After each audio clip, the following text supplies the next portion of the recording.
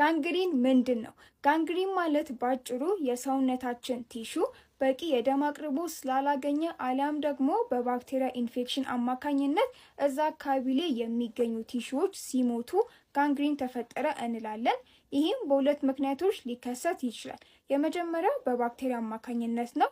በዋነኝነት ክሎስትሪዲየም ፕሪፈረንጅስ የምንላት ባክቴሪያ ሰውነታችን ውስጥ ከገባች በኋላ በምታድግበት ጊዜ ጋዝ ትፈጥራለች ወይም ፕሮዲስ ታደርጋለች። ስለዚህ ቆዳቸውን በምንጫንበት ሰዓት የተለየ ድምፅ ያሰማል፣ ፈሳሽ ሊፈጥር ይችላል። በተጨማሪም ደግሞ ሽታ ይኖረዋል። ስለዚህ በዚህ ባክቴሪያ አማካኝነት የሚፈጠርን የጋንግሪን አይነት ጋዝ ጋንግሪን እንለዋለን። ሁለተኛው ደግሞ ከስኳር ህመም ጋር ተያይዞ የሚመጣ ነው።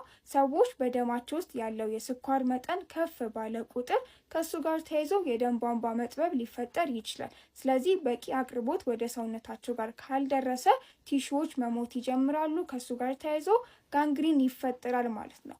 ይህንን በላቦራቶሪ ቼክ ለማድረግ ብዙ አይነት ምርመራዎች አሉ።